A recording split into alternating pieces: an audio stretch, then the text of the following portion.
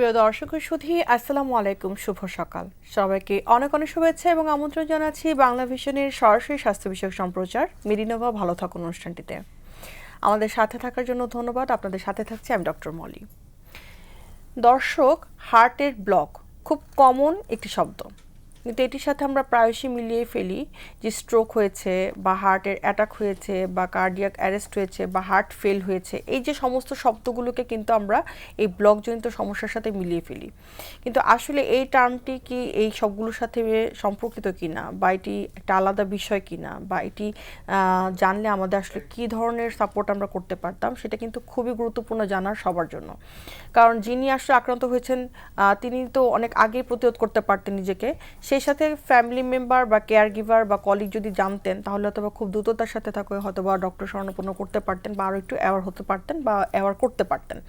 তো আজকের বিষয়টিকে আমরা রেখেছি হার্টের ব্লকজনিত সমস্যা প্রতিরোধ ও চিকিৎসা, যেখানে আমরা আলোচনা করব যে ব্লকটা কেন হয়, কাদের বেশি হচ্ছে, কোন এজে বেশি হচ্ছে, আর কোনো সমস্যা থাকলে ব্লক হচ্ছে কিনা, বা এটা ট্রিটমেন্টটা আমরা কখন কিভাবে শুরু করতে পারি, সমস্ত বিষয় নিয়ে আমরা কথা বলবো। এবং এই বিষয়গুলো নিয়ে জানানোর জন্য আমাদের সাথে আজকে শ্রুতি উপস্থিত আছেন অত্যন্ত সুনামধন্য অধ্যাপক ডাক্তার মোহাম্মদ তৌফিকুর রহমান ফারুক, কার্ডিওলজি বিভাগ, জাতীয় হৃদরোগ ইনস্টিটিউট হসপিটাল।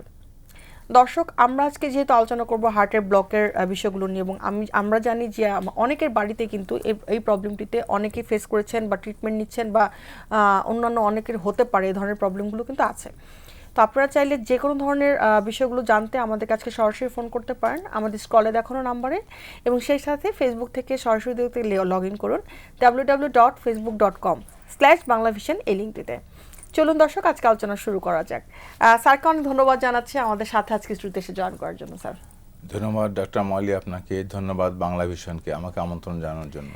আজকে যে বিষয়টি আমরা নির্ধারণ করছি যে হার্টের ব্লক, আমরা সবসময় কিন্তু হৃদরোগজনিত সমস্যা বা এইভাবে একটা ইন জেনারেলাইজড আলোচনা করি, কিন্তু আজকে খুব স্পেসিফিক্যালি আমরা হার্টের ব্লক নিয়ে কথা বলছি। কারণ অনেক রোগী পাওয়া যায় এবং দেখা যায় যে হয়তোবা জানতোই না, বা এমনই এজে এসেছে যেটা আসলে হওয়ার কথাও ছিল না। তো সেই জায়গা থেকে আমরা স্যার একটু জানতে চাই প্রথমে আপনার কাছে যে হার্টের ব্লক এই শব্দটি বলতে আসলে আমরা কি বুঝি, বা হার্টের কোন সমস্যাটি হলে আমরা এই কথাটি বলছি। ধন্যবাদ ডক্টর মলি, এখন খুব গুরুত্বপূর্ণ একটা বিষয়কে আজকে আলোচনা করার সুযোগ দেওয়ার জন্য। আমাদের অনেক ক্ষেত্রে দেখা যায় রোগী চেম্বারে আসে একটা ইসিজি নিয়ে, স্যার এই যে আমার লেখা আছে যে ব্লক, স্যার আমার কি ব্লক হয়ে গেল ইসিজিতে। অথবা রোগীর যখন আমরা এনজিওগ্রাম করি, এনজিওগ্রাম করার পরে রোগী অনেক সময় দেখা যায় আমরা যখন বোঝাই রোগীকে তখন রোগী স্যার কত পার্সেন্ট ব্লক। তাহলে দুইটা জায়গায় আমাদের ব্লক একটা পাওয়া গেল। একটা হলো যে ইসিজিতে আমরা ব্লক রোগী এসে জিজ্ঞেস করতেছে, বা রোগী দেখতেছে রিপোর্ট আমাদেরকে হয়তো জিজ্ঞেস করতেছে পরবর্তীতে এসে যে স্যার যে আমাদের আমার কি ব্লক হয়ে গেল, আর অথবা এনজিওগ্রাম করলেও আমরা ব্লক পাচ্ছি। তাহলে আসলে দুইটা কি জিনিস, একই জিনিস নাকি দুইটা পার্থক্য আছে? এখন আমরা ইসিজিতে যেটা দেখি সেটা হলো হার্টের ইলেকট্রিক্যাল অ্যাক্টিভিটি দেখি, ইলেকট্রিক্যাল যে চলাচল দেখি। অনেক সময় রোগীদেরকে সহজভাবে বোঝানোর জন্য আমরা বলি আমাদের বাসা বাড়িতে যেমন ইলেকট্রিক্যাল লাইন থাকে, পানির লাইন থাকে, দুটো আলাদা আলাদা লাইন, তেমনি হার্টের মধ্যে ইলেকট্রিক্যাল লাইন আছে, আবার রক্তের লাইন আছে। এতে রক্ত সরবরাহ হয়, ইলেকট্রিক্যাল অ্যাক্টিভিটি চলে, দুইটা দরকার হার্টের জন্য। তো ইলেকট্রিক্যাল লাইনে যদি কোনো ধরনের সমস্যা হয় বা বাধা পায় সেটাকে আমরা বলছি ইলেকট্রিক্যাল লাইনের ব্লক। অনেক সময় রোগী এসে বলে স্যার ইসিতে আমার right bundle branch block, left bundle branch block, left অ্যান্ট্রোহেমি ব্লক বা কমপ্লিট হার্ট ব্লক এরকম দেখা যাচ্ছে স্যার। তো এখন এইটা স্যার কী ধরনের ব্লক? তো এইটা আসলে ইলেকট্রিক্যাল লাইনে যে আসলে অ্যাক্টিভিটি যেটা আছে সেটাতে ব্লক। এখন এই ব্লকের চিকিৎসা আসলে আলাদা এবং কারণ অনেক সময় আলাদা। আর একটা যেটা আমরা বলি যে এনজিওগ্রাম করার পরে আমরা যে ব্লকটা পাই সাধারণত সেটা সিটি এনজিওগ্রাম হোক বা আমরা কনভেনশনাল যে এনজিওগ্রাম করি সেই এনজিওগ্রাম ব্লক, এই ব্লকটা আসলে হার্টের রক্তনালীতে চর পড়া, যেটা আমরা বলি একদম সহজভাবে বোঝা যায়, চর পড়ার ফলে হার্টের রক্তনালী সরু হয়ে যাওয়া। এই সরু হয়ে যাওয়ার ফলে যে হার্টে রক্ত সরবরাহ হচ্ছে না, হার্টের যে মাসেলগুলো আছে অক্সিজেন এবং খাবার পাচ্ছে না, এই যে রক্ত সরবরাহ কমে যাওয়া যে চাপা রক্তনালী দিয়ে বা চর পড়ার কারণে, এটাকে বলতেছে আমার হার্টের রক্তনালীতে ব্লক। সুতরাং হার্টের রক্তনালী ব্লকের চিকিৎসা বা কারণ এক ধরনের, আর ইলেকট্রিক্যাল লাইনে যে ব্লক আছে সেটা আসলে চিকিৎসা বা কারণ আসলে আরেক ধরনের। আমরা যদি একটু এখন এই জায়গা থেকে একটু আসি যে মানে কারণগুলো যদি আপনি, যেহেতু স্যার অলরেডি আমাদের সংজ্ঞার মধ্যে বা আমাদের জানার মধ্যে চলে এসেছে যে কারণগুলো আসলে এইভাবে হচ্ছে, বাট তারপর যদি স্পেসিফিক্যালি আমাদেরকে বলেন যে কোন কোন কারণে আসলে হচ্ছে বা কি কি কারণে আমাদের এটা হচ্ছে, বা এটা কি জেনেটিক কোনো কারণ আছে কিনা বা এজ রিলেটেড কোনো কারণ আছে কিনা। ধন্যবাদ। যেহেতু আজকে আমরা রক্ত ব্লকজনিত হৃদরোগ নিয়ে, রক্তনালী ব্লকজনিত হৃদরোগ নিয়ে আমাদের মূল ইয়েটা আলোচনা, আসলে যদি এইটাকে আমরা ফোকাস করি যে আসলে এই যে রক্তনালীতে যে ব্লক হচ্ছে, যেটার জন্য আমরা সবাই বলি স্যার আমার কি রিং লাগবে, আমার কি বাইপাস লাগবে, যেটার জন্য রোগীরা ওরিড, সেটার যদি আমরা কারণ ধরি যে হলো কী কারণে আসলে ব্লক হয় বা কাদের কাদের আসলে ব্লক বেশি হয়, এটা যেমন দেখা গেছে যে যাদের বয়স বাড়তেছে তাদের ব্লক হওয়ার ঝুঁকি বাড়ে, যারা পুরুষ মানুষ তাদের ব্লক হওয়ার ঝুঁকি বাড়ে মহিলাদের চেয়ে। আমরা এই জন্য আপনার জাতীয় হৃদরোগ হাসপাতালে যেমন বেডের যদি অনুপাত দেখি যে 10:1 মতন একটা, মানে 10টা বেড যদি পুরুষের জন্য থাকে, একটা বেড হলো মহিলার জন্য থাকে, যেহেতু ব্লকজনিত হৃদরোগ পুরুষের বেশি হয়। তারপর হলো আমাদের ফ্যামিলি হিস্ট্রি। ফ্যামিলি হিস্ট্রি হলো যে যদি কারো ফ্যামিলিতে, এটা খুব গুরুত্বপূর্ণ জিনিস, অনেক সময় রোগীরা এসে বলে স্যার আমি ধূমপান করি না, আমি রক্তের কোলেস্ট্রল আমার নর্মাল, আমার ডায়াবেটিস নাই, উচ্চ রক্তচাপ নাই, কিন্তু স্যার আমার এই যে ব্লক কেন হলো বা আমার হলো কেন রিং লাগানোর প্রয়োজন হলো। সুতরাং এইটা আমরা বলি সবচেয়ে গুরুত্ব দিই যদি কারো ফ্যামিলিতে বা আমরা নিকটাত্মীয় বলি বা আমরা বলি ফার্স্ট ডিগ্রি রিলেটিভ যারা আছে, যেমন বাবা মা ভাই বোন, তারপরে হলো মামা খালা ফুপু, এদের বা চাচা, এদের যদি যায় কারোর ব্লক থাকে বা এদের যদি কারো হলো রিং লাগানো থাকে বা বাইপাস সার্জারি করানো থাকে অথবা কেউ যদি হার্ট অ্যাটাক নিয়ে হাসপাতালে ভর্তি থাকে, এইদের সাধারণত দেখা যায় যে ব্লক হওয়ার সম্ভাবনা বা হার্ট অ্যাটাক সম্ভাবনা বাড়ে। আর যদি ডায়াবেটিস যদি আনকন্ট্রোল থাকে বহুদিন ধরে, তা উচ্চ রক্তচাপ যদি থাকে, কেউ যদি ধূমপান করে, কেউ যদি ওজন বেশি থাকে, কারো যদি রক্তে কোলেস্ট্রলের মাত্রা বেশি থাকে, তাহলে সাধারণত তাদের এই যে ব্লকজনিত হওয়ার সম্ভাবনা বেশি থাকে। এছাড়া আরও কিছু নতুন রিস্ক ফ্যাক্টর বলে যেগুলো আসলে আমাদের ব্লক হওয়ার সম্ভাবনা বেড়ে যায়। সেটার জন্য যদি বায়ু দূষণ একটা কথা বলে, আমাদের যে ঢাকা সিটি বলা আছে এখন সবচেয়ে পৃথিবীর সবচেয়ে দূষণ হলো সিটি হলো যে ঢাকা সিটি। সুতরাং আমাদের রিস্ক কিন্তু অনেক বেশি ব্লকজনিত হৃদরোগ হওয়ার। অথবা শব্দ দূষণ একটা কথা বলে, এই যে আমরা অপ্রয়োজনীয় যে হর্ন বাজায়, এই যে শব্দ দূষণে বিভিন্ন ধরনের, এটাও কিন্তু ব্লকজনিত হৃদরোগ হওয়ার সম্ভাবনা অনেক গুণ বাড়ায় মানে পরিবেশগত এবং কারণও আছে। সেডেন্টারি লাইফস্টাইল, যদি কেউ মুভমেন্ট না করে ইনঅ্যাক্টিভ থাকে, সারাদিন বসে বসে কাজ করে, তাদের কিন্তু ব্লকজনিত হৃদরোগ সম্ভাবনা বেশি থাকে। আর একটা বলা আছে স্ট্রেস, আমরা যেটা বলি অনেক সময় ইঁদুর দৌড়, এই যে অসম প্রতিযোগিতা, এই যে প্রতিযোগিতা, আমাকে অ্যাচিভমেন্ট গোল অ্যাচিভ করতে হবে, আমাকে কোনো লক্ষ্যে পৌঁছাইতে হবে, এই যে টার্গেট ফিক্স করে দেওয়া, এই টার্গেট ফিক্স করতে যে আমাদের দেখা যাচ্ছে ঘুম ঠিক মতো হচ্ছে না, আমরা অপ্রয়োজনে স্ট্রেস বা দুশ্চিন্তা করি, এই দুশ্চিন্তার ফলে কিছু কিছু স্ট্রেস হরমোন বের হয়, এগুলো কিন্তু আমাদের এই যে ব্লকজনিত হৃদরোগ সমস্যা বা ইভেন হার্ট অ্যাটাকেরও যে সমস্যা, এটি কিন্তু অনেক ক্ষেত্রে বাড়িয়ে দেয়। অনেক ধন্যবাদ স্যার। ঠিক এই জায়গাটা স্যার একটু জিজ্ঞাসা করবো, যেহেতু আপনি অনেকগুলো কারণ বললেন আমাদের, এবং পরিবেশগত এবং আমাদের দেখা যাচ্ছে দৈনন্দিন লাইফস্টাইলের কারণও কিছু আছে। লক্ষণ উপসর্গগুলো যদি আমরা একটু জানতে চাই, যে এই ধরনের লক্ষণগুলো দেখলে আমাদের মনে হতে পারে যে না, একটা ইসিজি বা ইকো করে নেওয়া উচিত বা একজন কার্ডিওলজিস্টের কাছে যাওয়া উচিত, সেটা যদি আমাদের সাথে একটু শেয়ার করেন যে কি কি লক্ষণ উপসর্গ থাকতে পারে সাধারণত। ধন্যবাদ আপনাকে। এখন লক্ষণ উপসর্গ আসার আগে আমি আরেকটু যাই যে আমরা একটু কথা বলছিলাম যে বয়স বাড়ার সাথে সাথে আমাদের হৃদরোগ হওয়ার সম্ভাবনা বেড়ে যায়, কিন্তু এখন কিন্তু আমরা একটু দেখতেছি যে আমরা আগে কোনো চেস্টে বুকে ব্যথা নিয়ে আসলে আমরা 40 বা 50 বছর হলে তখন আমরা চিন্তা করতাম হার্টের রোগ কিনা, কিন্তু এখন ইদানিং দেখা যাচ্ছে যে 30 বছর বয়স বা তার চেয়ে কম রোগী, ইভেন আমার যে প্রতি অ্যাডমিশনের সময় আমরা যেরকম দেখি যে 3-4 রোগী আছে হার্ট অ্যাটাক নিয়ে আসছে যাদের বয়স 30-এর নিচে। অর্থাৎ এখন ইয়ং পেশেন্ট যারা আছে তাদেরও ব্লকজনিত হৃদরোগ হচ্ছে, তাদেরও হার্ট অ্যাটাক হচ্ছে। স্বাভাবিকভাবে এটা আমাদেরকে অনেকখানে আশঙ্কা করে ফেলতেছে যে আসলে অল্প বয়সে কেন হৃদরোগ হচ্ছে। এই অল্প বয়সে হৃদরোগ হওয়ার একটা অন্যতম প্রধান কারণ হচ্ছে যে আমাদের যদি ওজন বাড়তি থাকে, তারপরে লাইফস্টাইল, যেটা আমরা হয়তো পরবর্তী আরো বিস্তারিত আলোচনা, লাইফস্টাইল যে একটা স্ট্রেসফুল লাইফস্টাইল, আর হলো যে আমাদের ঘুম টুম এগুলো ঠিক নেই, আমরা হয়তো সারা রাত মোবাইল ঘাঁটতেছি, আবার সারা রাত আমরা ফিজিক্যাল অ্যাক্টিভিটি করতেছি না, আমরা বসে থাকতেছি ঘন্টার পর ঘন্টা মোবাইলে গেমস খেলতেছি অথবা বিভিন্ন ল্যাপটপে কাজ করতেছি এক জায়গায় বসে বসে। এই যে লাইফস্টাইল, সাথে সাথে খাবারের প্যাটার্ন, যেটা এই খাবারের প্যাটার্ন, ফাস্ট ফুড বলেন বা অধিক চর্বিযুক্ত খাবার বলেন, এগুলো আসলে আমাদের এই যে লাইফস্টাইলকে সমস্যা করতেছে, রক্তে চর্বি কোলেস্ট্রলও বাড়াচ্ছে, অথবা কোলেস্ট্রল বাড়ানো না হলেও অনেক সময় দেখা যাচ্ছে অল্প অল্প ব্লকে হঠাৎ করে ফেটে হার্ট অ্যাটাক পর্যন্ত করতেছে। সুতরাং যারা ইয়ং পেশেন্ট আছে তাদেরও ছোটোবেলা থেকে আসলে ওই যেটা আমরা গুরুত্ব দিয়ে থাকি যে একটা তো ওষুধের চিকিৎসা, এটা হলো নন ফার্মালজিক্যাল বা লাইফস্টাইল মডিফিকেশন যেটা বলি, সেটা কিন্তু ছোটোবেলা থেকে অ্যাডপ্ট করতে হবে, বিশেষ করে যাদের ফ্যামিলিতে হার্টের সমস্যার হিস্ট্রি আছে, যেটা আমরা বললাম পারিবারিক ইতিহাস যদি থাকে। আর উপসর্গ যদি আমরা বলতে বলি, এটা আমাদের সাধারণত যদি ব্লক হলে, যদি বলি যে সবচেয়ে বেশি সাধারণত কোন উপসর্গ থাকে, কোন উপসর্গ নাই, এটাই হলো ম্যাক্সিমাম ক্ষেত্রে সত্য। কারণ 70%-এর বেশি ব্লক না হলে সাধারণত উপসর্গ হয় না। উপসর্গ হয় না। যদি আমরা একটু আলাপ করি, যেমন তামিম ইকবালের কথাটা, তামিম ইকবাল ইয়াতে ক্রিকেট খেলতেছিল, মাঠে ছিল, সে কম্পিটিটিভ ম্যাচই খেলতেছিল, সে মাঠে খেলার সময় তার হঠাৎ করে হার্ট অ্যাটাক হলো, বুকে তীব্র ব্যথা হলো, হার্ট অ্যাটাক হলো। তাহলে এই যে তারপর তাকে এনজিওগ্রাম করা হলো, ব্লক পাওয়া গেল, ব্লকে আমরা রিং লাগাই দিছি, তাই না? কিন্তু সে যদি উপসর্গ তার থাকতো, অথচ যদি বুকে ব্যথা হতো, যেটা আমরা এক্সপেক্ট করি যে ব্লক আছে, আমার বুকে ব্যথা হচ্ছে, তাহলে তো সে মাঠে খেলতে নামতো না, তাই না? সুতরাং অধিকাংশ ক্ষেত্রে কিন্তু ব্লক থাকলে তার উপসর্গ নাও হতে পারে। সেই জন্য ওই যে আগে থেকে জানা জরুরি যে আমার ব্লক আছে কিনা। হ্যাঁ স্যার, এই জায়গাটাতে ইম্পর্টেন্ট একটা কথা আপনি বলছেন যে সেটা জানতে হলে স্যার আসলে আমরা তখন কি করতে পারি? আচ্ছা, সেটা জানতে হলে সেটা আমরা হয়তো একটু ইয়েটা আসতেছি যে ব্লকের আসলে উপসর্গ কি হতে পারে। তাহলে ব্লক হলে থাকলে কোনো উপসর্গ নাও থাকতে পারে, আমরা যেটা অ্যাসিমটমেটিক বলি অধিকাংশ ক্ষেত্রে, যে কোনো সিমটম নাই। আর ব্লক হলে যেটা আছে সাধারণত আমাদের যেটা 70% বা তার চেয়ে বেশি ব্লক হলে আমরা একটু পরিশ্রম করতে যাচ্ছি, সিঁড়ি দিয়ে উঠতে যাচ্ছি, ভারী কাজ করতে যাচ্ছি, গ্রামে যারা থাকে স্যার বোঝা মাথায় নিয়ে যদি একটু হাঁটতে যায় বা ভরা পেটে আমরা হাঁটতে যাচ্ছি, অথবা যারা হিলি এরিয়ায় থাকে বলে আমি সিঁড়ি দিয়ে হিলি এরিয়াতে আমরা উঠতে যাচ্ছি বা সিঁড়ি বেয়ে উঠতে যাচ্ছি, তখন আমার বুকে চাপ দিচ্ছে, এই ধরনের একটা উপসর্গ নিয়ে আসতে পারে। অথবা যে ব্লক থাকলে যেটা আছে সেটা হলো তার এই উপসর্গ এখনো হয়নি, বা 20-30% ব্লক আছে, এখনো 70% ব্লক হয় নাই, তাহলেও কিন্তু এই 20-30% ব্লক বা 50-70 যে কোনো সময় ফেটে যেয়ে হার্ট অ্যাটাক করতে পারে।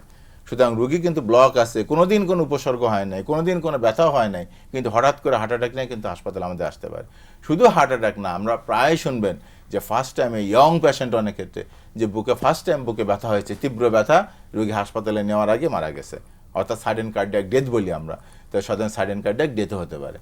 তাহলে একটা হলো যে উপসর্গ আমার বুকে ব্যথা নাও হতে পারে, অধিকাংশ ক্ষেত্রে যেটা বুকে ব্যথা হতে পারে, যেটা আমার এক্সারশনে পরিশ্রম করলে ব্যথা হতে পারে, অথবা আমার তীব্র হার্ট অ্যাটাক নিয়ে আমার হতে পারে, অথবা ইভেন আমার ফার্স্ট যেটা হলো ব্লকের থেকে যে হার্ট অ্যাটাক হলো, আমার মৃত্যু হতে পারে।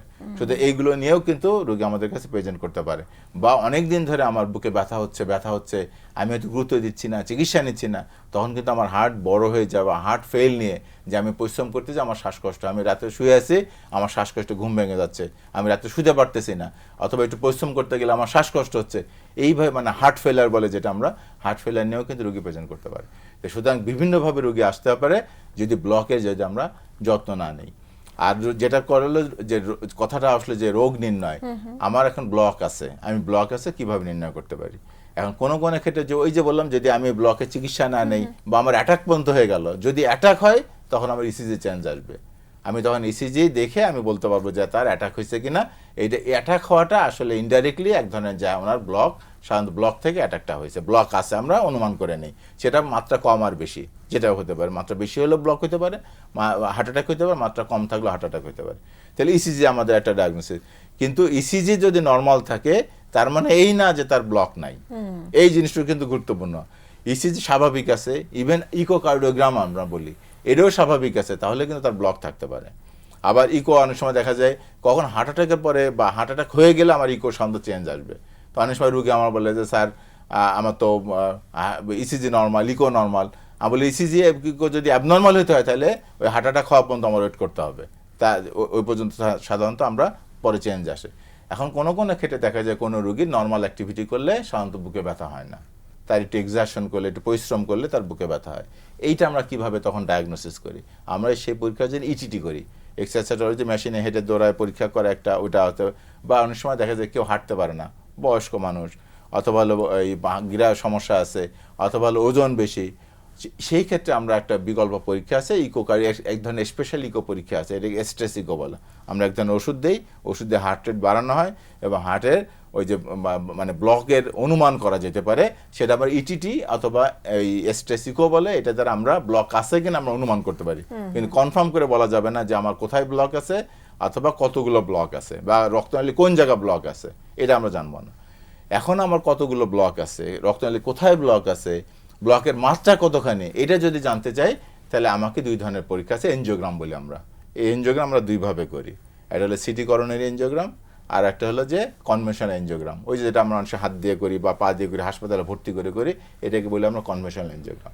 আর সিটি করোনারি এনজিওগ্রাম আমার হাসপাতালে ভর্তি হওয়ার দরকার নেই, আমি এক্সরের মতো বা সিটি এনজিওগ্রাম, সিটি স্ক্যান যেভাবে করে, সিটি স্ক্যান জাস্ট আমি শুয়ে থাকবো, আমার মেশিনে ছবি তুলবে হার্টের ছবি, এবং হার্টের ছবি তুলে আমাকে একদম প্রপারলি দিয়ে দিবে যে আমার কি ধরনের সমস্যা city coronary city coronary angiogram. এখন একটা ব্যাপার আছে, স্বাভাবিক কোশ্চেন আছে, রোগীরা বলে যে স্যার আমি কোনটা করব, বা কোনটা আসলে কাজের জন্য ফিট হবে, কোনটা কাজের জন্য অ্যাপ্রোপ্রিয়েট।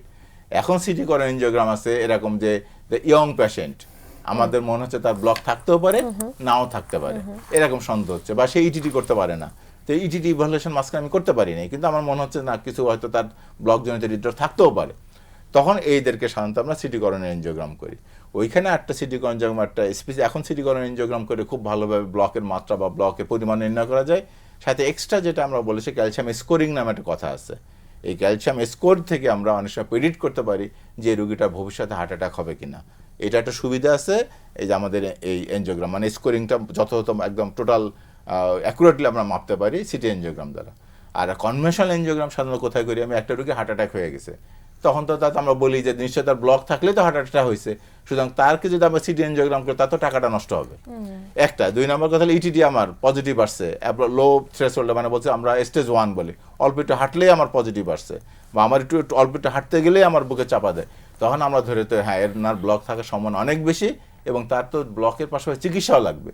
যেহেতু চিকিৎসা লাগবে, সিটি এনজিওগ্রাম করলে তো আমরা চিকিৎসা দিতে পারবো না, শুধু রোগ নির্ণয় করতে পারবো। এই জন্য তাকে আমরা কনভেনশনাল এনজিওগ্রাম করতে বলি, তাকে আমরা এনজিওগ্রাম করে আমরা এটা হলো যে ব্লক আছে কিনা কনফার্ম করি, যদি ব্লক থাকলে হলো কত % ব্লক আছে সেটাও দেখি, রক্ত নালী কোথায় ব্লক আছে সেটা দেখি, কতগুলো ব্লক আছে সমস্ত কিছু আমরা সিটি এনজিওগ্রাম বা এনজিওগ্রাম করে নির্ণয় করতে পারি। এখন ব্লক থাকলে আমার নেক্সট চিকিৎসাটা কি, হয়তো আমরা পরবর্তী আলোচনা আসবে, যেটা আমাদের হয়তো হতে পারে ওষুধ চিকিৎসা। এখানে স্যার যে যখন হার্টের ব্লকের কথা আমরা বারবার আলোচনা করি তখন একটা শব্দ উঠে আসে যে হোল্টার মনিটরিং, এই জিনিসটা কি আসলে ব্লকের সাথে সম্পর্কিত কিনা, বা এটা কাদের ক্ষেত্রে করা হয়? কিছুটা। এখন হল্টার মনিটরিং আমরা সাধারণত কাদের ক্ষেত্রে করি, অনেক রোগী আসে কমপ্লেন করে স্যার আমার হঠাৎ করে বুক ধরফর করে। এখন এই হঠাৎ করে বুক ধরফর করে ফার্স্ট আমরা জানি আসলে হল্টারটা আমরা কিভাবে করি। হল্টারটা হলো আমরা 24 ঘন্টা ইসিজি মনিটর করি, আমরা যে ইসিজি থাকে এই ইসিজি আমরা 24 ঘন্টায় মনিটরটা করি, ইসিজি চেঞ্জ। এখন ইসিজিতে তার হঠাৎ করে এমন হতে পারে তার রিদম অ্যাবনর্মালিটি, রিদম অ্যাবনর্মালিটি মানে তার হলো অনিয়মিত হৃদস্পন্দন বলে যেটা, বা যেটা আমরা একটু ভালোভাবে বলি অ্যারিথমিয়া বলি। বেশ কিছু অ্যারিথমিয়া ডিটেকশন করার জন্য বা অ্যারিথমিয়া নির্ণয় করার জন্য অনেক সময় দেখা যায় যে আমরা যে কোনো কোনো রোগী এসে বলে স্যার হঠাৎ করে বুক ধরফর শুরু হলো, অনেকক্ষণ হলো, খারাপ লাগলো আমার, পরে 5 মিনিট পরে ভালো হয়ে গেল। এখন ওই টাইমে যদি আমি ইসিজি করতে পারতাম তাহলে তো আমি ওই সময় কেন তার বুক ধরফরটা হলো আমি তো নির্ণয় করতে পারতাম, কিন্তু ওই সময় তো সেই ইসিজি সে বাসায় আছে, আস্তে আস্তে ওই ডায়াগনোস্টিক সেন্টার বা হাসপাতালে আস্তে আস্তে তাদের ইসিজি নর্মাল হয়ে গেছে বা ভালো, তাহলে ওইটা আমরা তো বুঝতে পারলাম না। এই জন্য কোনো কোনো ক্ষেত্রে যদি রুগী এরকম বলে হ্যাঁ মাঝে মাঝে আমার হয়, তাহলে ওই রুগীকে আমরা হোল্টার লাগাই দেই যে তার 24 ঘন্টায় ইসিজি চেঞ্জ কী আসতেছে, এবং ইসিজি চেঞ্জ থেকে তার আমরা ডায়াগনোসিস করতে পারি যে তার মাঝে মাঝে তার কি যে ধরনের অ্যারিথমিয়া বা অনিয়মিত হৃদস্পন্দন, কী ধরনের অনিয়মিত হৃদস্পন্দন হচ্ছে। এমনও হতে পারে অনিয়মিত হৃদস্পন্দন খারাপ ধরনের হৃদস্পন্দন, যেটার কারণে রোগী হঠাৎ করে মৃত্যুও হতে পারে, যার জন্য হয়তো তার চিকিৎসা লাগবে, আমার স্পেশাল চিকিৎসা, সেটাও কিন্তু আমরা হল্টার দিয়ে নির্ণয় করতে পারি। ইভেন যে কথাটা আসলে ব্লক জনিত হৃদরোগ, এখন কোনো কোনো ক্ষেত্রে দেখা যাচ্ছে যে রোগীর আমার নর্মাল অ্যাক্টিভিটি করলে আমার সাধারণত বুকে ব্যথা হচ্ছে না, বেশি যে নর্মাল থাকতেছে, কিন্তু যখন রোগী এই আমরা তো 24 ঘন্টা লাগাই দিই, হল্টার লাগাই দিই, রোগীকে স্বাভাবিক কাজকর্ম করতে বলি, রোগী হয়তো সিঁড়ি দিয়ে উঠতেছে বা রোগী একটু ভারী কাজ করতেছে, তখন কিন্তু এই যে ইসিজিগুলো চেঞ্জ আসে, তখন কিন্তু আমরা এক ধরনের করতে পারি হ্যাঁ এই ধরনের রোগীর ব্লক জনিত হৃদরোগ আছে কিনা। অথবা একটা জিনিস সাইলেন্ট ইসকেমিয়া বলে, রোগীর হার্টে ব্লক জনিত সমস্যা আছে কিন্তু কোনো সিমটম নাই, ওই যেটা আমরা উপসর্গ থাকে না ম্যাক্সিমাম ক্ষেত্রেই, কোনো বুকে ব্যথা নাই, ওই যে ইসিজি যে চেঞ্জটা হয়, ইসিজি চেঞ্জ থেকে কিন্তু আমরা বুঝতে পারি হ্যাঁ এনার সাইলেন্ট ইসকেমিয়া বলে, অর্থাৎ তার ব্লকজনিত সমস্যা আছে বা হার্টে রক্ত সরবরাহ কম আছে কিন্তু তার কোনো এই উপসর্গ বা তার হলো চেস্ট পেইন নাই, এই ধরনের রোগ নির্ণয়। কেন এই যে ইসিজি বলে তার যদি ইসকেমিয়া থাকে বা তার সাইলেন্ট ইসকেমিয়া বলে এটা থাকলেও কিন্তু তার ভবিষ্যতে হার্ট অ্যাটাক হওয়ার সম্ভাবনা বা তার হঠাৎ করে মৃত্যুর সম্ভাবনা থাকবে, বা হঠাৎ করে হার্ট অ্যাটাক হয়ে হাসপাতালে ভর্তি হতে পারে। আমরা যদি আগের থেকে নির্ণয় করতে পারি এটাকে আমরা তো প্রতিরোধ করতে পারবো যাতে তাদের হার্ট অ্যাটাক না হয়, এই কারণে আসলে হল্টারটা করা হয়। অনেক ধন্যবাদ স্যার। স্যার আমরা একটা কথা বলছিলাম, আপনি তখন বলছিলেন যে আমরা তার রক্তনালীর ব্লক নিয়ে কথা বলবো আজকে, বাট তারপর যে ইলেকট্রিক্যাল যে ব্লকটা হয় অনেক সময় এখানে পেসমেকার একটা শব্দ থাকে, পেসমেকার এইটা আসলে কিসের সাথে সম্পর্কিত? ধন্যবাদ আপনাকে। এখন একটা জিনিস যেটা আছে আমাদের ইলেকট্রিক্যাল ব্লক বললাম আর বললাম রক্তনালীতে ব্লক, দুটা চিকিৎসা দুই ধরনের। ইলেকট্রিক্যাল ব্লক যদি থাকে তাহলে আমাদের ইলেকট্রিক্যাল অ্যাক্টিভিটি যাচ্ছে না, কোনো ইলেকট্রিক্যাল ব্লক জন্মগত, এটা সমস্যা করে না কোনো। আমরা বলি যে আপনার এটা জন্মগত আছে, এটা আপনাকে কখনো ডিস্টার্ব করবে না। কিন্তু কোনো ব্লক আছে যে আমরা 3rd ডিগ্রি হার্ট ব্লক বলি অথবা কমপ্লিট হার্ট ব্লক বলি, এখানে হার্টের হৃদস্পন্দন অনেক কমে যায়, 50 বা তার নিচে কমে যায়। যখন 50 বা তার নিচে কমে যাবে তখন এই যে হার্ট যে কাজ করবে, হার্ট কাজ করে, হার্টের কাজ হলো যদি আমরা বুঝলি যে পাম্প করে সমস্ত রক্ত শরীরের সব জায়গায় কোনায় কোনায় পৌঁছে দেওয়া, সমস্ত কোষের অক্সিজেন আর খাবার পৌঁছে দেওয়া। কিন্তু তার যদি রেট কমে যায় বা তার যদি কন্ট্রাকশন কমে যায় তাহলে এই কাজটা যেটা সমস্ত কোষে কোষে খাবার পৌঁছাইতে পারবে না, ফলে শরীরের বিভিন্ন অংশ বা টিস্যুগুলো কি ওই খাদ্য শূন্যতা, অক্সিজেন শূন্যতায় ভুগবে। এই কারণে যে 50 বা তার উপর আমরা হার্ট রেট রাখতে চাই। এখন যদি আমরা হার্ট রেট রাখতে চাই তখন হার্ট রেট বাড়াবো কি দিয়ে বাড়াবো? কিছু ওষুধ আছে দিয়ে বাড়াইতে পারি, কোনো সময় এটা সাফিসিয়েন্ট নাও হতে পারে যে ওষুধটা। তখন আমরা কি করি যে পেসমেকার নামে একটা যন্ত্র আছে, সেটা আমরা রোগীর এই যে চেস্টের এখানে লাগিয়ে দেই। এটা ইলেকট্রিক্যাল যন্ত্র বলে, ডিভাইস, যেটাকে রোগীর হার্টের ভিতরে একটা তার দেওয়া হয়, তার দিয়ে সে কন্টিনিউয়াসলি হার্টকে, বা আমরা যেটা এক্সপেক্টেড বলি যেমন 60 বা 70 বা 80 রেটে রাখতে চাই, তখন সেই রেটে ফিক্সড করে দেয়। বা কোনো ক্ষেত্রে যেমন আমরা যখন এক্সারসাইজ করি তখন তো আমার হার্ট রেটের বেশি হওয়ার প্রয়োজন পড়ে, তখন কিন্তু এটা ডিটেক্ট করতে পারে ওই মেশিন, তখন সে এর প্রয়োজনে সে হার্ট রেট বাড়াইতে পারবে। যখন প্রয়োজন হবে বাড়াবে, যখন প্রয়োজন হয় তখন সে একটা নির্দিষ্ট রেটে সে চলবে, কিন্তু যে রেটটা ক্ষতিকর ওই রেটে সে নামতে দিবে না। এটা আমাদের হলো বলা যায় প্রোটেক্টিভ একটা ডিভাইস, যেটা আমাদের হার্ট রেটকে বাড়াবে, এটাকে আমরা বলতেছি পেসমেকার। অনেক ধন্যবাদ স্যার। আমরা একটা ছোট বিরতি নেব, বিরতির পর এসে আমরা আসলে কিভাবে হার্টের ব্লকটার প্রতিরোধ এবং চিকিৎসা করতে পারি সেটা আলোচনা করবো। তার আগে একটা ছোট বিরতি নিচ্ছি। সুপ্রিয় দর্শক, মেরিনোভা ভালো থাকুন অনুষ্ঠানটির এ পর্যায়ে সময় হয়ে এসেছে ছোট্ট একটি বিরতিতে যাবার। বিরতির পর ফিরে আসছি, থাকবেন আমাদের সাথেই।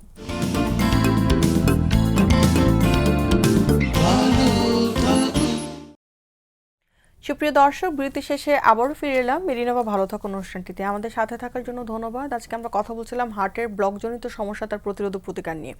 যাওয়ার আগে অনেকগুলো বিষয় আমরা কথা বলেছি, যেখানে কারণ এবং সেই সাথে লক্ষণ উপসর্গ এবং কীভাবে ডায়াগনোসিস করতে পারি, এবং সবসময় যে ইসিজি বা ইকো দিয়েই আমরা বুঝতে পারবো না সেটাও কিন্তু বলা হয়েছে এখানে। আমরা ঠিক এই জায়গাটাতে সাইটো চিকিৎসাটা নিয়ে যদি কথা বলি, যে হার্টের ব্লক হয়েছে, আমি ইসিজি ইকোতেও দেখলাম, বা ইসিজি ইকো না করার পর পরবর্তীতে আমি হয়তো বা কনভেনশনাল এনজিওগ্রাম বা সিটি করোনারি এনজিওগ্রাম দিয়ে বুঝতে পারলাম, সেক্ষেত্রে আসলে আমরা কি করতে পারি, এটা একটা। আর এটা হচ্ছে যখন স্যার আমাদের রিং পড়ানোর সময় চলেই আসে, সেক্ষেত্রে আসলে আমরা কিভাবে ডিসিশনটা মেক করতে পারি, যদি আমাদের সাথে একটু শেয়ার করেন। ধন্যবাদ। এখন যেটা আছে যে ব্লকের চিকিৎসা, এখন ব্লকের চিকিৎসা আমি সবসময় অনেক সময় বলি যে আমরা কিন্তু ব্লকের চিকিৎসা দিব না, আমরা কিন্তু রোগীর চিকিৎসা দিব। এখন ব্লকের চিকিৎসা ডিপেন্ড করতেছে অনেকটা রোগীর উপরও। এখন রোগীর যদি সিমটম না থাকে, একটা রোগীর ব্লক আছে কিন্তু কোনো সিমটম নাই, তখন কিন্তু চিকিৎসার ধরন একরকমের। তখন আমাকে দিতে হবে যে তখন ব্লকের হলো যে ফার্দার যাতে ব্লক না বাড়ে বা ব্লক হঠাৎ করে ফেটে যাতে হার্ট অ্যাটাক না হয়, এগুলো তখন আমার চিকিৎসা দিতে হবে। আচ্ছা, এখন সেক্ষেত্রে আমাদের চিকিৎসার ধরন 3 ধরনের। একটা হলো যে মেডিকেল চিকিৎসা বা আমরা ওষুধের চিকিৎসা বলি, একটা রিং চিকিৎসা বলে, একটা বাইপাস চিকিৎসা বলি। এটা মূলত 3টাই স্বীকৃত চিকিৎসা। এখন কখন আমাদের মেডিকেল চিকিৎসা বলে ব্লক আছে কিন্তু মেডিকেল চিকিৎসা দিতে হয়, যেমন কি ব্লকের মাত্রা 70%-এর কম। আচ্ছা, এই ক্ষেত্রে আমরা কখনোই রিং বসাবো না বা বাইপাসও দিব না। 70%-এর কম যদি হয় তাহলে সেক্ষেত্রে আমরা সাধারণত ব্লকের কিন্তু মূল রক্তনালীতে তখন 50% হলেও আমরা মূল রক্ত মানে লেট মেইন বলে আর কি, তখন আমরা রিং বসাবো বা বাইপাস করব। কম হলে সাধারণত 70% ব্লকের কম হলে আমরা সাধারণত ওষুধ চিকিৎসা দিই। অন্যান্য যদি আর্টারিতে তখন সেটা হলে এমনও আছে যে ব্লক আমার 5টা বা 6টা ব্লক আছে, তাও মানে ব্লকের সংখ্যার উপর নির্ভর করবে না। ট্রিটমেন্টের সাথে আমরা লাইফস্টাইলটা ঠিক করি বা সাজেস্ট করি। এখন মেডিকেল চিকিৎসার আসলে একটা গুরুত্বপূর্ণ অংশই হলো লাইফস্টাইল মডিফিকেশন, যেটা লাইফস্টাইল মডিফিকেশনটা আমরা যখন হৃদরোগ প্রতিরোধ নিয়ে আলোচনা করব, আমরা ওই সময় তখন আমাদের বিস্তারিত ওই সময় চলে আসবে না লাইফস্টাইল মডিফিকেশনের ক্ষেত্রে, হৃদরোগ প্রতিরোধের ক্ষেত্রে। আর একটা হলো যে ওষুধ চিকিৎসা, তাহলে সেই ক্ষেত্রে আমরা সাধারণত ওষুধ চিকিৎসা দিয়ে থাকি। এখন রোগীর ব্লক আছে কিন্তু কোনো সিমটমও নাই, কোনো হাঁটতে গেলে পরিশ্রম করতে গেলে কোনো কষ্ট হচ্ছে না, সেই ক্ষেত্রেও কিন্তু আমরা ওষুধ চিকিৎসা আগে দিতে হবে। তারপর ওষুধ চিকিৎসা দেওয়ার পরেও আমরা সাধারণত তারপরেও যদি সিমটম থাকে তখন বা সিমটম শুরু হয় তখন আমরা সাধারণত রিং চিকিৎসা বা বাইপাস চিকিৎসা বলি। এখন তারপরে হলো আমাদের রিং চিকিৎসা।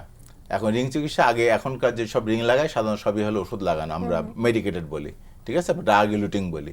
এর আগে অনেক সময় বেয়ার মেটাল স্ট্যান্ড ছিল, বিএমএস ছিল, সেগুলো সাধারণত মার্কেট থেকে আউট হয়ে গেছে, কারণ এই রিংগুলো আসলে আবার রিস্টোনসিস বলে, আবার বন্ধ হয়ে যাওয়ার ঝুঁকি থাকতো। এখনকার রিংগুলো সাধারণত বন্ধ হওয়ার কোনো ঝুঁকি থাকে না যদি আমি প্রপারলি ওষুধ খাই এবং আমার ডায়াবেটিস বা প্রেশার টেশার যদি কন্ট্রোল করি। আর এক চিকিৎসা হলো বাইপাস চিকিৎসা। এখন সাধারণত কোনো রোগীর আমরা বাইপাসে পাঠাই, কোনো রোগীর আমরা রিং বসাই। যদি ব্লক 1টা 2টা 3টা 4টা 5টা 6টা হোক, কোনো সমস্যা নেই, আমরা রিং বসাই। যদি রিং বসানোর মতো উপযুক্ত হয় আমরা রিং বসাই। সাধারণত বড় রক্তনালী যদি থাকে সাধারণত আমরা রিং বসাই। কোনো কোনো ক্ষেত্রে ছোটো রক্তনালী যদি ব্লক থাকে ওগুলো আমরা রিং বসানো, সেগুলো কিন্তু আমরা ওষুধে দিই। অনেক সময় যদি 2 মিলিমিটার বেশি কম সাইজ হয় তাহলে সাধারণত আমরা অনেক সময় রিং লাগানো। এখন নতুন কিছু বেলুন আসছে স্পেশাল, আমরা ড্রাগ কোটিং বেলুন বলি, ডিসিবি বলি, তখন আমরা ডিসিবি বা ড্রাগ কোটিং বেলুন দিয়েও ওই ব্লকটা সারাতে পারি, আমাদের তখন রিং লাগে না। আবার কোনো কোনো ক্ষেত্রে তখন আবার সব কনফিউশন হয়, ডাক্তার বললো যে আমার 3টা রিং লাগাইছে বা তখন কোনো 2টা রিং লাগানো, সেটা বেলুন করে দিই আমরা। ওটা আমাদেরকে রুগীতে বলে দিতে হয় যে আমরা আপনার কিন্তু একটা দামি বেলুন দিয়ে, ওই যে ওষুধওয়ালা বেলুন দিয়ে আপনাকে চিকিৎসা করা হয়েছে। আর বাইপাস সার্জারি কখন সাধারণত আমরা করি, আমাদের ব্লক আছে, মূল রক্তনালীতে ব্লক আছে, যেটাতে যদি রিং বসায় রিস্ক বেশি হয়, অথবা আমার রোগীর জন্মগত ছিদ্র আছে। জন্মগত ছিদ্র যদি আমরা অনেক সময় দেখা যায় যদি ডিভাইস দিয়ে বা বোতাম জাতীয় জিনিস দিয়ে বন্ধ করে দিয়ে পরে যদি রিং বসানো হয় ব্লকে, তখন রিং চিকিৎসা করে দিই। কোনো কোনো ক্ষেত্রে দেখা যায় যে ওই জন্মগত যে ছিদ্র বা জন্মগত যে রোগটা আছে এটা আমাদের কোনো ডিভাইস চিকিৎসা করা যাবে না, মেডিকেল চিকিৎসা করা যাবে না, ইন্টারভেনশন চিকিৎসা নেই, তখন আমাদের কিন্তু অপারেশনে যেতে হয়। অর্থাৎ ওই জন্মগত হৃদরোগের চিকিৎসা করা হয়, সাথে সাথে আমাদের ব্লকের চিকিৎসা করা হয়, বাইপাস সার্জারি করে দেওয়া হয়। কোনো কোনো ক্ষেত্রে দেখা যায় কোনো কোনো রোগীর ভালভের সমস্যা আছে, ভালভ চেঞ্জ করতে হয়, এখন তো ভালভ চেঞ্জের প্রয়োজন পড়ে, তখন তাকে সার্জারি যেতেই হবে। তখন আমরা আসলে বাইপাস লাগলে একবারে সার্জারি এবং বাইপাস একবারে পাঠাই দিই তখন ক্ষেত্রে। তো সুতরাং এই জন্য দিনকে দিন কিন্তু আমাদের বাইপাস সার্জারি প্রয়োজনীয়তা কমে আসতেছে। এখন আমরা মোটামুটি রিং দিয়েই সমস্ত ব্লকের চিকিৎসা করতে পারি। তাহলে আমরা ব্লক চিকিৎসা এবং একটা ব্যবস্থা, ব্লক চিকিৎসা আর রিং চিকিৎসা আর আমাদের হলো বাইপাস চিকিৎসা, এর সাথে আমাদের ওষুধ চিকিৎসার দরকার কি বা কতখানি। যদি আমি রিং বসাই তাহলে আমাকে ওষুধ খেতে হবে, আমি যদি বাইপাস সার্জারি করি তাহলে আমাকে ওষুধ খেতে হবে। তাহলে এখানে ওষুধের প্রয়োজনীয়তা কি, ওষুধ খাওয়ার গুরুত্ব কতখানি। যেমন আমি বাইপাস করছি, আমি রিং লাগাইছি, আমার তো ভবিষ্যতে আবার ব্লক হইতে পারে, এই ব্লক আমাকে ঠেকাবে কে? এখানে তো রিংও ঠেকাবে না, বা এটা ওই যে বাইপাস করছে সেটাও ঠেকাবে না। আমার যে রিং লাগাইছে রিংও তো বন্ধ হয়ে যেতে পারে, বা বাইপাস যেটা বাইপাসও কিন্তু বন্ধ হয়ে যায়। তো এখন যে বন্ধ হয়ে যাবে সেটা কে ঠেকাবে? এখন তারপরে হলো যে আমার অ্যাটাক হয়েছিল, হার্ট অ্যাটাক বা হার্টে ব্লক যদি থাকে, হার্টের পাওয়ার অনেক সময় একটু কমে যায়, হার্টের ফাংশন কমে যায়, তাহলে এই ফাংশনকে আমাকে আবার স্বাভাবিক পর্যায়ে নিতে হবে। 4 নম্বর হলো যে ব্লক থাকলে যেটা আছে, আমরা রিং লাগাইছি ঠিকই আছে বা বাইপাস সার্জারি ঠিকই আছে, কিন্তু ব্লক থাকলে ব্লকটা ফেটে যায়, আবার হার্ট অ্যাটাকের পাশাপাশি মৃত্যুর ঝুঁকিও থাকে। তাহলে মৃত্যুর ঝুঁকি কমাবে কে? এই সমস্ত কিছু কমাবে হলো আমার ওষুধ। আমি বাইপাস করছি, আমার হলো রিং লাগাইছি, এটা কিন্তু আপনার মৃত্যুর ঝুঁকিও কমাবে না, বা আপনার নতুন করে যাতে ব্লক না হয় সেটাও কিছু দেখবে না। এটা আমার যা আসলে আমার সিমটম কমাবে, আমার উপসর্গ কমাবে, আমার বুকে ব্যথাটা কমাবে, কিন্তু আমার ফার্দার যাতে অ্যাটাক না হয় সেই জন্য আমার এই ওষুধ দেখবে। কোনো কোনো ক্ষেত্রে এই জন্য একটা মেসেজটা রোগীদের জন্য গুরুত্বপূর্ণ। অনেক ক্ষেত্রে দেখা যায় যে আমরা কোলেস্ট্রল একটা ওষুধ দিয়ে থাকি রোগীদেরকে, কোলেস্ট্রল ওষুধ দিয়ে থাকে, আর আমার রোগী আবার মনে করে যে আমার তো ওষুধপত্র খাচ্ছি, এখন তো আমার কোলেস্ট্রল নর্মাল চলে আসছে, আমি বাইপাস করছি বা রিং লাগাইছি বা আমার ব্লক আছে, ব্লকের রোগী আমরা সাথে কোলেস্ট্রল আছে বা কোলেস্ট্রল না, আমরা ওষুধ দিয়ে থাকি, কোলেস্ট্রলের ওষুধ, স্ট্যাটিন বাই গ্রুপের ওষুধ।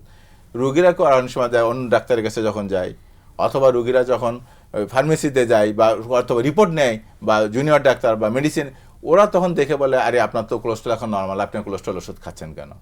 আমি এই মেসেজটা রোগীদের দেওয়ার জন্য যে এই ওষুধটা কিন্তু আর কোলেস্ট্রল ওষুধ হিসাবে নাই, এটা কোলেস্ট্রল কমানোর আর কমা বা যা কমা যদি জিরো হয় কোনো রোগীর ক্ষেত্রে, তাহলে এই ওষুধটা লাইফ লং খেতে হবে, কারণ এটা আসলে যাতে আমার ব্লক ফার্দার না হয় বা ব্লক যাতে আমার হঠাৎ করে ফেটে হার্ট অ্যাটাক না হয় সেটার জন্য মূলত। আমরা যেহেতু মানে ট্রিটমেন্ট নিয়ে অনেকগুলো কথা বললাম স্যার, প্রতিরোধের কথাতে বারবারই আমাদের উঠে আসছে যে খাবার দাবার এবং সেই সাথে লাইফস্টাইল খুব গুরুত্বপূর্ণ একটা রোল প্লে করে এখানে। সেক্ষেত্রে যদি আমাদের সাথে একটু বলেন যে প্রতিরোধের ক্ষেত্রে আসলে কোন বিষয়গুলোকে আমরা মাথায় রাখবো, এবং তার আগে একজন দর্শক ফোন করেছেন স্যার, ফোনটা নিয়ে আমরা কথা বলছি।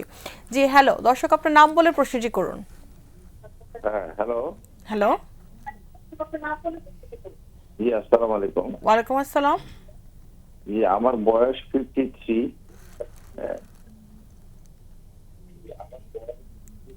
দর্শক আমরা শুনতে পাচ্ছি, আপনার প্রশ্নটি করুন।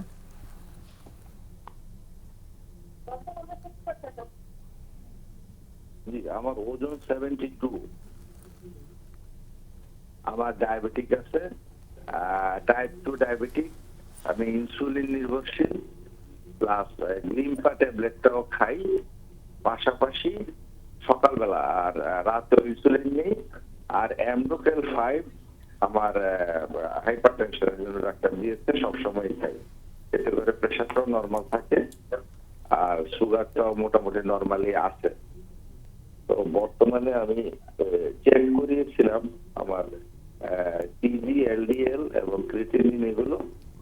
সেই জায়গায় ডক্টর আমাকে স্টার্টিং গ্রুপের একটা ট্যাবলেট কি যেন বললো, এটা রসুভা, জি দর্শক, আপনি আপনার এটা এখন খেতে বললো। জি আপনার কারণটা উনি বললো যে আমার এলডিএল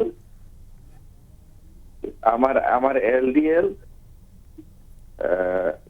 চোখে কম দেখতেছে। দর্শক, আপনার এখন বর্তমানে আপনি কি সমস্যা ফেস করছেন সেটা একটু আমাদের সাথে শেয়ার করুন। সেটাই তো বলতেছি, এলডিএল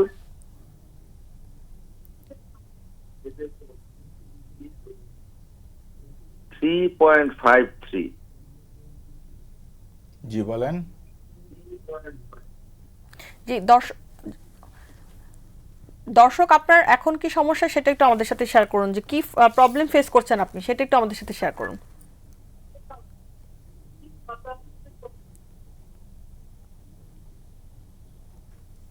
আচ্ছা, দুঃখিত দর্শক, আমাদের সাথে আবার আপনি জয়েন করার চেষ্টা করেন, লাইনটি কেটে গিয়েছে। আমরা স্যার যে একটা কথা বলছিলাম যে প্রতিরোধমূলক ব্যবস্থাতে আসলে ব্লকের ক্ষেত্রে আমি যদি বলি বা আমরা মনে করি যে সবচেয়ে গুরুত্বপূর্ণ রোল প্লে করে আসলে প্রতিরোধমূলক ব্যবস্থা, বিশেষ করে হার্টের ব্লকের ক্ষেত্রে। এবং সেই সাথে অনেকের এটাও প্রশ্ন থাকে যে আমার হার্টের ব্লক হয়ে গিয়েছিল, আমার রিং পরানো আছে বা একটা বা দুটা রিং পরানো আছে, তাদের ক্ষেত্রেও কিন্তু লাইফস্টাইলটা অনেক গুরুত্বপূর্ণ। সেটা যদি আমাদেরকে একটু বলেন স্যার, প্রতিরোধ করতে আমরা কি করতে পারি? ধন্যবাদ। প্রতিরোধকে আমরা অনেক সময় ভ্যাকসিনও বলে থাকি। ভ্যাকসিনটা কি আসলে, আমরা কিভাবে প্রতিরোধ করতে পারি? আমরা তো চাবো না যে রোগ হোক, কেন এটা আমার prevention is better than cure. এই সত্যটা ইয়ের জন্য, আমাদের হার্টের জন্য আরও বেশি সত্য। কারণটা কি? কারণ হলো যে এখানে রোগ নির্ণয় করা অনেক ব্যয় সাপেক্ষ, চিকিৎসাও তো আমরা জানি বাইপাস করা, রিং বসানো অনেক ব্যয় সাপেক্ষ। শুধু আমরা চাবো না যে হার্টের ব্লক জনিত হৃদরোগ হোক। তাহলে সেক্ষেত্রে আমাদের করণীয় কি? সেটা বললাম, লাইফস্টাইল মডিফিকেশন। সেটা আমার প্রাইমারি প্রিভেনশন হোক বা সেকেন্ডারি প্রিভেনশন হোক। সেকেন্ডারি প্রিভেনশন মানে আমার হার্ট অ্যাটাক হয়েছে, আমি রিং লাগাইছি বা বাইপাস করছি, ফার্দার যাতে আমি যে আলাপ করে ফার্দার যাতে আমার ব্লক না হয়। আর প্রাইমারি প্রিভেনশন কি? আমার যাতে ব্লকই না হয়, সেটা ঠেকানোর জন্য এটা আমরা কি করণীয়? সেই করণীয় ক্ষেত্রে আমরা যদি বলি, একটা হলো প্রথম ওজনটা খুব গুরুত্বপূর্ণ। আমরা ওজন নিয়ে আলোচনাও আগে করছি, ওজন বেশি হলে ব্লকের সম্ভাবনা থাকে, ওজন নিয়ন্ত্রণ রাখতে হবে।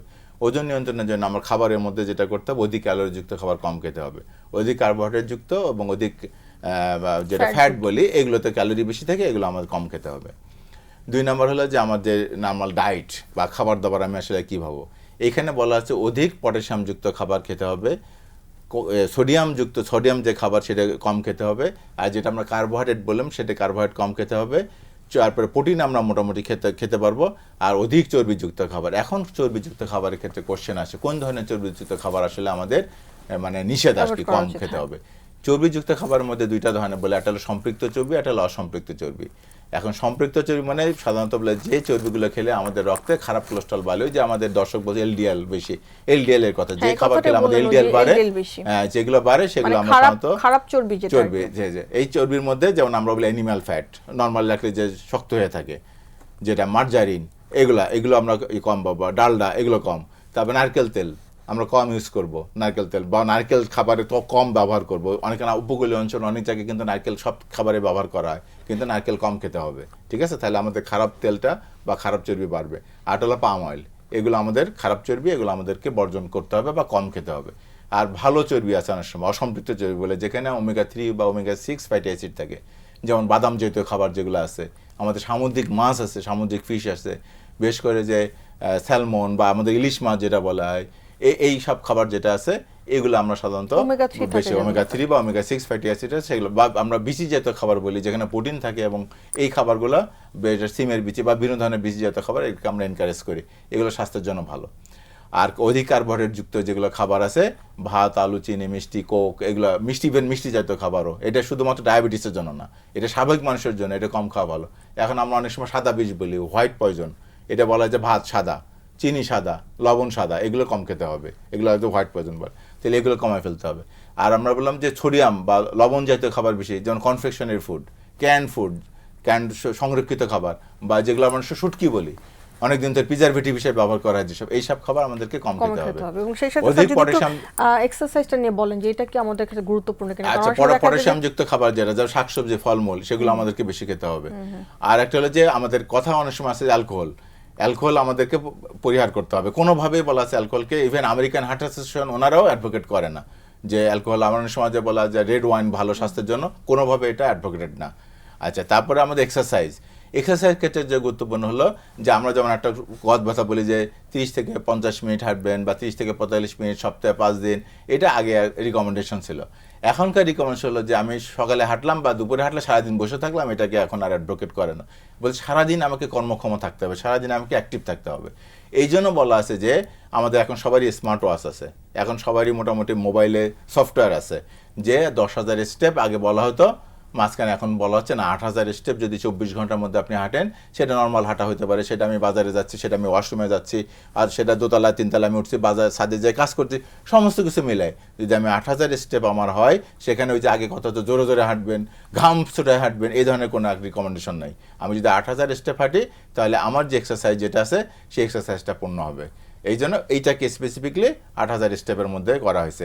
এর মধ্যে আবার কোনো ওয়েট লিফটিং, ইয়াং পেশেন্ট আসে আমাদের ওখানে জিজ্ঞেস করে, স্যার আমরা যে ব্যায়াম করব ওয়েট লিফটিং করা, ওই ব্যায়ামগুলো বেশি কি অবস্থা? বলে ওয়েট লিফটিং এর ব্যায়ামগুলো আমি মাসেল বিল্ড করার জন্য আমি ব্যবহার করতে পারবো, কিন্তু স্বাস্থ্যের জন্য বা হার্টের জন্য ভালো হলো অ্যারোবিক এক্সারসাইজ, অর্থাৎ হাঁটা, তারপরে হলো সাঁতার কাটা, দৌড়ানো, এগুলো স্বাস্থ্যের জন্য ভালো। অনেক ধন্যবাদ স্যার। আমরা যদি একদমই শেষ পর্যায়ে আসছি, যা আজকের বিষয়টি যদি শেষ কোনো পরামর্শ থাকে দর্শকদের উদ্দেশ্যে স্যার। ধন্যবাদ। সেটা হলো একটা হলো যে আমি চাবো না কখন আমার ব্লক হোক, ব্লকের মাত্রা 10 হোক, 20 হোক, 30 হোক, 40 হোক, 50 হোক। ব্লকের মাত্রা 20 হলো সেটা ডেঞ্জারাস, সেটা হলো যে আমাদেরকে চিকিৎসা নিতে হবে। সেই চিকিৎসা যাতে ব্লক আমার ভবিষ্যতে না বাড়ে, এবং ব্লকের চিকিৎসা হলো যাতে ব্লক আস্তে আস্তে কমতে থাকে, ভবিষ্যতে যাতে না বাড়ে, সেটা ব্যাপারে যত্ন থাকতে হবে। আর ব্লক যদি থেকেই হয়ে যায়, তাহলে সেক্ষেত্রে আমাকে যে চিকিৎসা আপনার ফিজিশিয়ান বা কার্ডিওলজিস্ট অ্যাডভোকেট করে, সেভাবে আমার চিকিৎসা নিতে হবে। স্যারকে অনেক ধন্যবাদ স্যার আমাদের সাথে আজকে। ধন্যবাদ আপনাকে, ধন্যবাদ বাংলা ভিশনকে। সুপ্রিয় দর্শক, মেরিনোভা ভালো থাকুন অনুষ্ঠানটিতে আজকে আমরা কথা বলছিলাম হার্টের ব্লকজনিত সমস্যার প্রতিরোধ ও প্রতিকার নিয়ে। আশা করি দর্শক আপনারা অনেক কিছু জানতে পেরে উপকৃত হয়েছেন। আবারও দেখা হবে আগামী পর্বে, ততদিন পর্যন্ত অপেক্ষায় থাকুন, সুস্থ থাকুন এবং অবশ্যই ভালো থাকুন।